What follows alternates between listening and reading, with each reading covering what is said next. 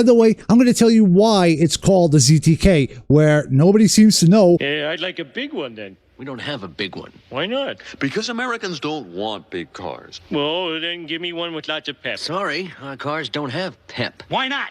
Because Americans want good mileage, not pep. Homer, tell the nice man what country you come from. America. Do you hear that, you morons? This is why we're getting killed in the marketplace. Instead of listening to what people want, you're telling them what they want.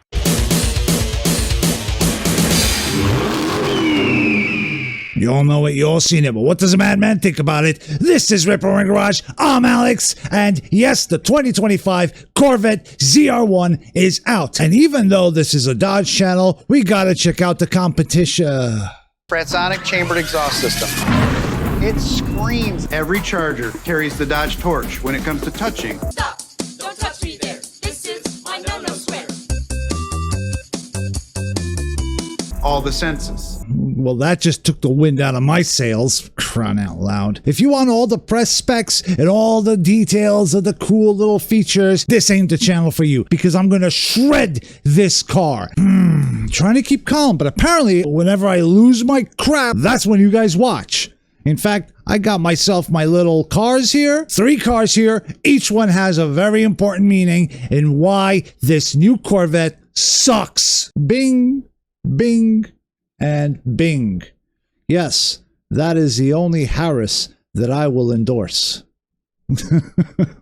Yeah, I know. So let's get into this. I got a couple of videos lined up here. So we're at Top Gear, and they obviously have, you know, the press chops to get both variants of the ZR1. You have the standard variant and the ZTK. By the way, I'm going to tell you why it's called the ZTK, where nobody seems to know, or nobody seems to care to tell people. All 4 test drivers on their first lap at the Nürburgring achieved over 200 miles an hour. A car that's marketed for the US, being tested in the Nürburgring and, you know, Autobahn and all that. Yeah, where are we going to go with this thing? But that's not the issue.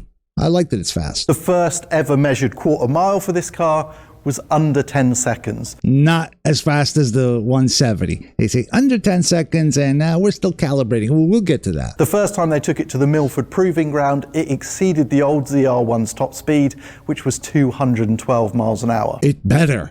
It's the new one. It produces 545 kilos of downforce. I don't speak that. I want, you know, freedom units here. The ZTK package, that's a lot more than a 992 GT3, although not really close to that monster, the GT3 RS. The exhaust tips provide 37 pounds of thrust, because of course they do. This is the kind of stuff that I'm talking about. These little details that impress a 5-year-old. That in itself ain't the problem. It's just, what kind of impressing are you doing? What is being discussed? Because there's 5-year-old me that says, oh, that's lame, buddy. And then there's 5-year-old me that goes out and spends $1,000 on cars. I'm insane, I know. Turbos, the impellers get to 2/3 the temperature of the space shuttle on re-entry. Somebody said that that's like 1776 degrees. I don't know, Celsius, Fahrenheit. They don't say it, but it's like one of those, who cares the temperature of the tips of the... This is forum fodder. This is comment fodder. The tips of the turbos get to 1.7 times the speed of sound. This car has extraordinary numbers attached to it. This is the kind of crap that 1,000 horsepower from a factory vet is absolutely insane. The car makes more horsepower than the original Bugatti Veyron. The car is going to be a monster. It's these, I don't know. Are these like bots? But it feels like they're car NPCs. CNPCs from now on, that's what I'm going to call them. They're CNPCs. These aren't the people that will buy this damn thing. And I'll tell you why this car is going to fail. Massive potential. But what's behind that? What is this thing actually all about? As you can see, the car comes as either convertible, hardtop, removable top, and convertible. I'm not going to go through all the details. It has all the aero kit you come to expect. We've seen this kind of stuff on the ZL1. They have that front splitter thing they call the gurney, carbon fiber wheels, and big brake kit. I'm joined here by Jordon Lee, who's going to give us the full lowdown. Now, I do recommend watching this because you still have some really cool people giving their interviews. While I don't respect auto journalists that much, let's face it, but the people that are working on these cars, I have a tremendous amount of respect, and it is an amazing car. Don't get me wrong. This is a fantastic car. It's just not a Corvette. This is your opinion? It's a fact. Chief engineer of the small block V8 engine family, which is a fantastic job title, I have to say. Best job ever. I agree. So, get geeky, tell me all the decisions made. All right. Well, it's our latest and greatest. It's the most powerful production V8 engine ever put in a sports car, most powerful production V8 engine ever made in America. Which used to be held by the Dodge Demon 170, prior held by the 2018 Demon. And just because I own one, the Super Stock in 2022 was the most powerful V8 car you can buy, period. So there. Go watch Top Gear, first look at the 25 ZR1, some cool information, little tidbits. The car produces 545 kilos of downforce, although that is way up at the top speed of over 215 miles an hour. Kilos, man. It's a vet. It's a... okay, Top Gear, BBC, fine. Over a Z06 with a Z07 package is the flow-through radiator that eliminates the frunk. Okay, can we also stop calling it frunk? That is...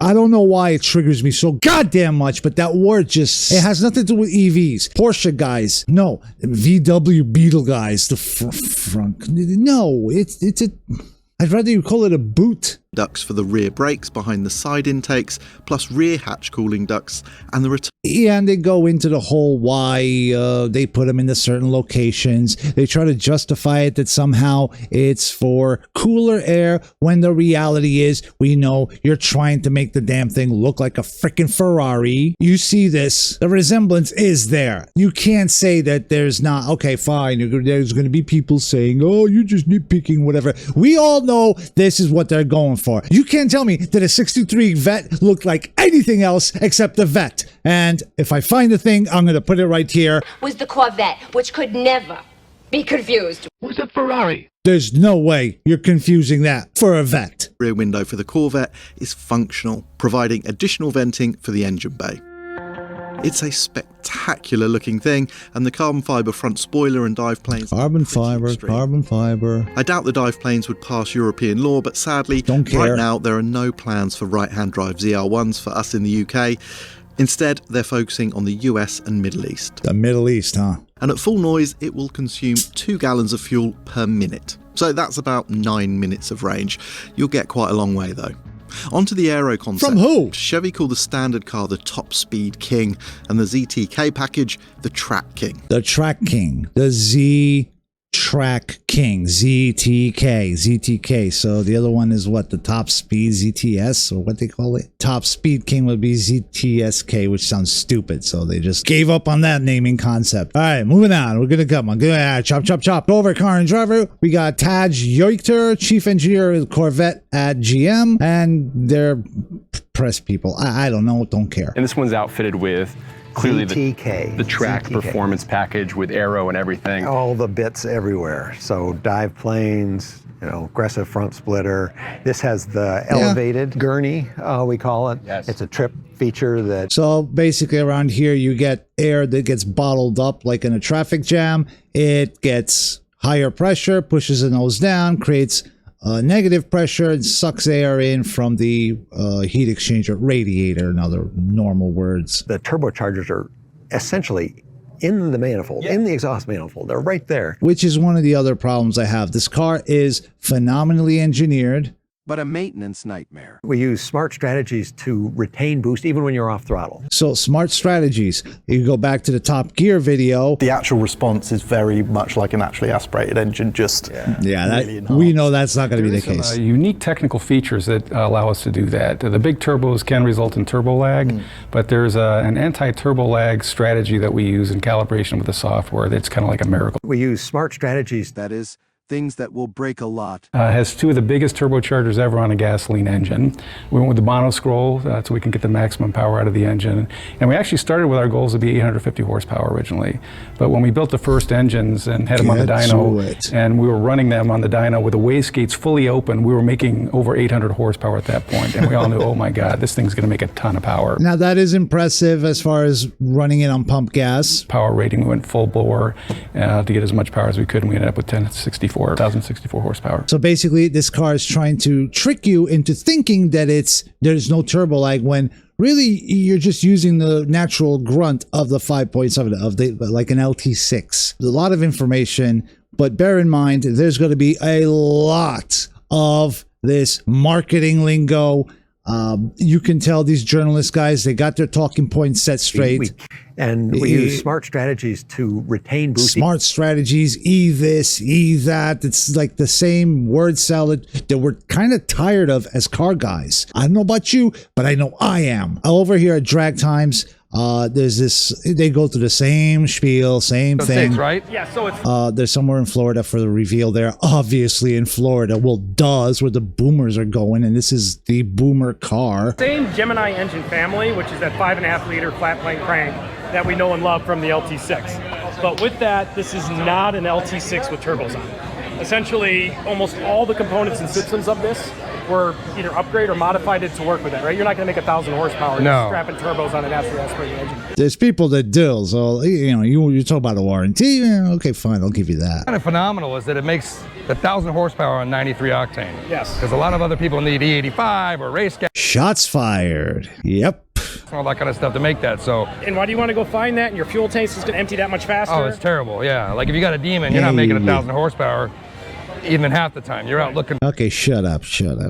Okay, fine. No, like I said, there's a little bit of ribbing. We're fine. I don't hate GM. I've had Camaros, and I actually, in fact, love Camaros. Shout out to Andrew at the Drive Inside. If you're into Camaros, he's got a ZL1, an amazing car. He's doing a lot of work, cool things. Check him out. This would have been the great moment to one-up GM from Dodge or Ford entering the mix. This is what we've done for decades. There was this competition, this rivalry, and with Dodge going full...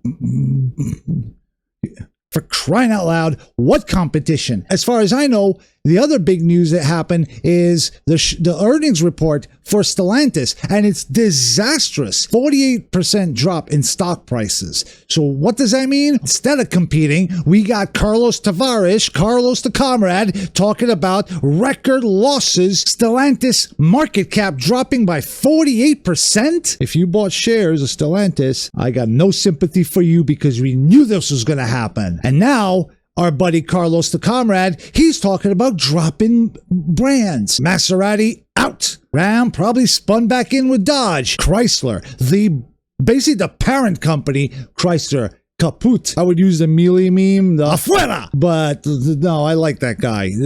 Carlos, I'm getting pissed off here, okay? I'm truly getting, like, look at my eyes, probably bursting vein in my freaking head. I literally just got out of the hospital yesterday. So why does this piss me off? Why does it get to me? Okay, maybe it's me. And you can tell me if I'm an idiot. I'm okay with being wrong. In fact, that's what we do when we go to car shows. We tell each other you're an idiot, this is a good car, that's a bad car, not this, not that, whatever. The problem is that when I look at a Corvette, I don't want to see a Ferrari, okay? I see too much Ferrari in the Corvette. The looks. It's flat plane V8. Turbo instead of supercharged. And on top of that, you have two variants. You got the Z06 and you got the ZR1. How about a regular old school one? But that's too much to freaking ask because, you know, somebody like me that aspired all my life finally get a little bit of scratch and I can afford a car like this. And instead, I cannot get my front engine Corvette. I can't have what everybody else had. Look at that freaking pill over there. That's a freaking 57 Corvette. I've had Corvettes, my first freaking car. McDonald's Happy Meal toy. That's right, a C3. Plastic little crappy. That's my first thing. I wanted a Corvette all my life, but I was robbed from that because, wow.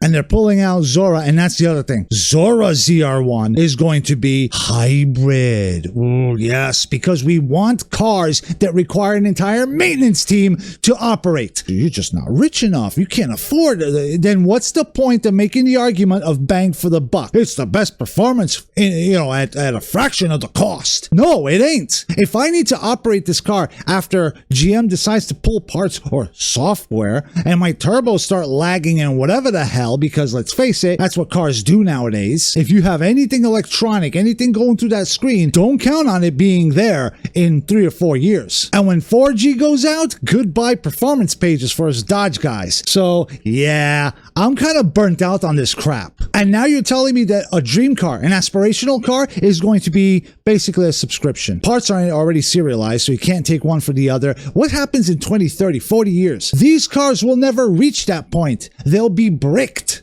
I'm going to look for this photo. There's a guy at one of the car shows I used to go to. This man had a 72 Corvette, chrome bumper, with 500,000 freaking miles on it. He used to put skis on the top of the damn thing, go to Aspen, Colorado, ski, and come back. Dead of winter, this man drove that car. He put miles on it. Looked like crap, but he kept it himself. And he was an architect or something. He wasn't like a mechanic. Okay, fine. Technology moves up in, get with the times, old man. That's what I do. I got myself all the computers. I got the Snap-on Zeus. I got all the diagnostic stuff, but I don't have a freaking dealership. If I need to tear this car, if I need to put spark plugs, what do? Oh, put it up in the lift. Okay, I need a lift high enough. Drop the subframe with the engine, so I need all of that stuff for spark plugs. It's going to be aligned correctly afterwards. Who knows? It'll be no different than a salvage car. I'm going to spend $200,000 for something that after 3 years or any time I'm going to have to drop the engine, it's going to be a different car. It's going to wiggle a little because you know how it is. This is GM we're talking about. At least with Ferrari, when they have their maintenance and these guys pay like $15,000 for an oil change, they will make sure that car is perfect. There's cars that have crashed on tracks that just disintegrated. Like that Enzo that was ripped in 2 pieces. Oh, no. Ferrari just made a whole new car, put the VIN on it. We fixed it. Is GM going to do that? Is Bowling Green going to? Hell no. They ain't going to do none of that. Oh, but it looks like that, and I'm going to get the attention. It's going to be fancy, well, whatever. Okay, so you want that kind of attention? Give me a second. There you go. You want to grab attention? Get yourself one of these. A Pontiac Fiero. In fact, there's the Pontiac Mira, or Mira, depends how you pronounce it, that looks like a 308, right? Magnum PI's car. This is a Fiero. You want something with the Ferrari badge to impress? Oh, God, that look. See? There you go. You can get this monstrosity and impress all the ladies and get all the tail you want without getting a Corvette. So if that's what you want out of the car, then go with this. If you want a track car, you better be racing this. There's like legitimately racing it, because you're losing on the V8 rumble. You're missing on what made the Corvette have its own personality. Each of these cars that I showed you right here, each of them have their own personality. The Corvette, it was that aspirational American, quintessentially American sports car. You had the Demon that was brute force. That I'll show you a video, because this video right here, Top Gear UK with Joey from Friends guy. This guy, he sold me. Addictive throttle pedal I have ever experienced. Still, you can't help but smile. It's limited to 168 miles per hour. Yeah. Hypercar fast? I don't know. This isn't some stripped down sports car. This is a big, comfy cruiser. Yeah. 2 metric tons of big, comfy cruiser. I'll accept that because we have American tons. There's no hybrid energy recovery. It's just a big motor. And there's no supercar spec double clutch gearbox. Yeah. It's just a big automatic. To be honest, it's kind of just a Dodge. It is. Not my favorite. The interiors are very plastic and cheap feeling. And while it's no supercar on the inside, it doesn't corner like one either. We know all these kinds of jokes. That's why I got the t-shirt that says speedboat on it and all that. And, it's all good fun. But this part right here. There was one line that sold me on this car. Once you've warmed the tires, you're ready to go.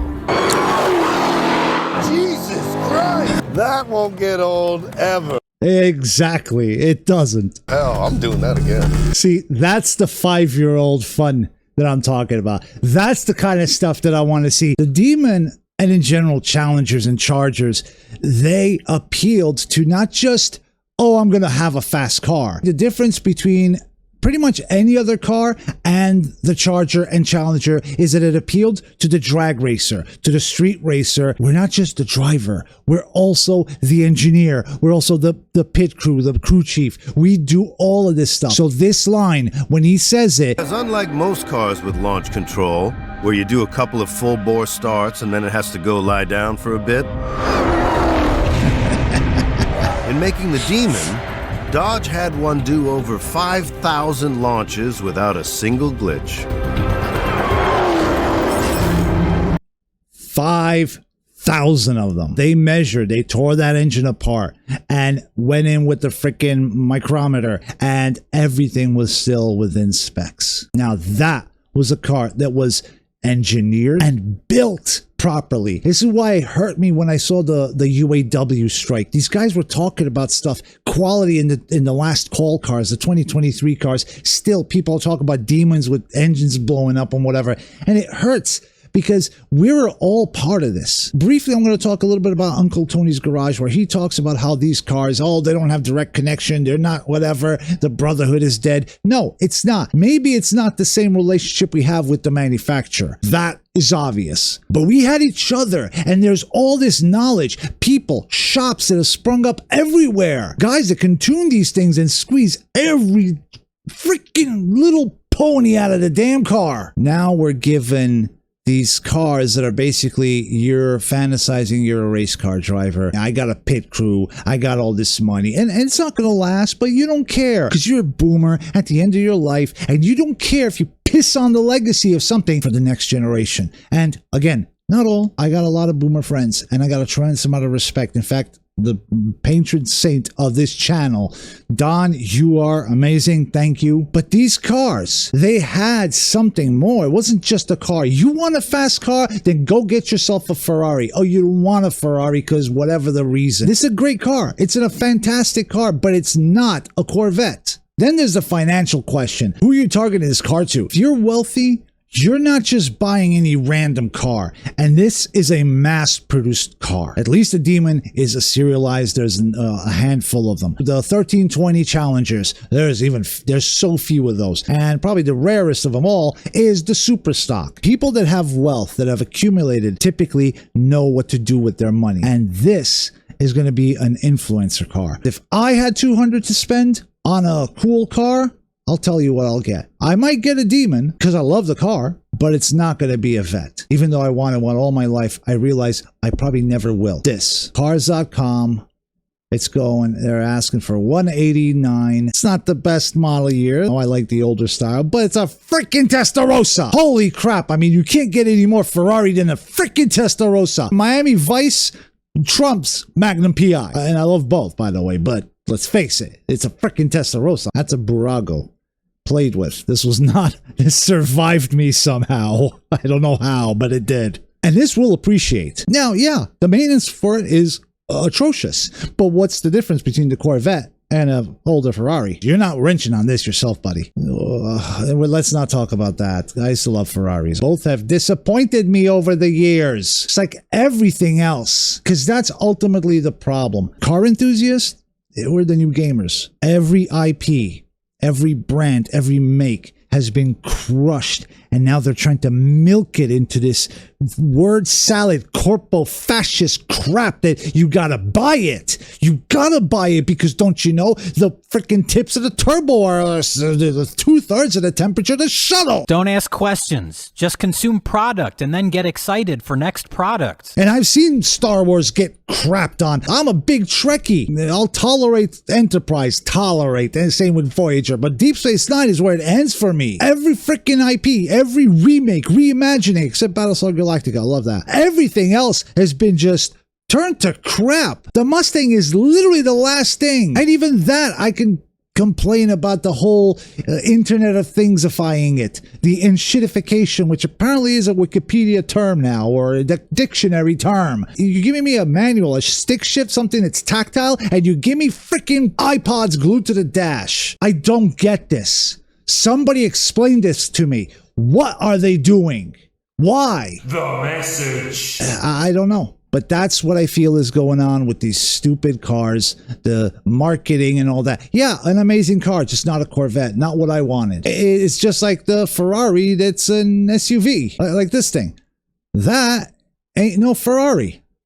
I'm sorry. Part of the enshittification. We don't know what to do anymore. Our culture is so morally bankrupt that we're going to just plaster a name on and hope that some sucker, some simp is going to frickin' buy it. It is literally the frickin' OnlyFans of cars. That's what we're seeing right now. Give me money based on a little bit of flash. I'll show you a little bit of, a little bit of that, a little bit of whatever. And come on, pay piggy, give me money. Holy crap. Sorry. Anyways, I'm going to stop here because I'm going to keep ranting and this video is going to be a hell to edit. Am I just being crazy, or is this the pattern you're seeing too? This is the main reason when I say that the Dodge Challenger and the wide body Chargers, to an extent, will be the last collector cars to be ever made. Nothing after. No, they're simpler.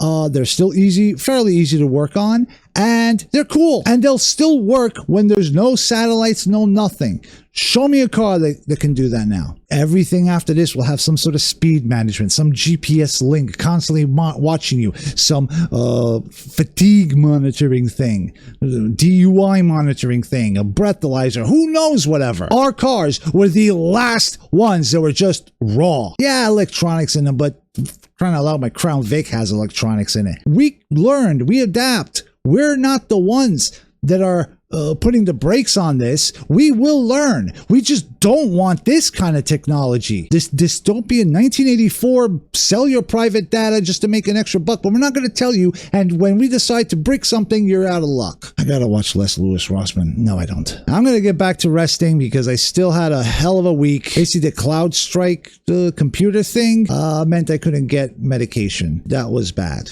Really bad. But I'm back, and maybe not as energetic as other times, but I promise you, I'm gonna let my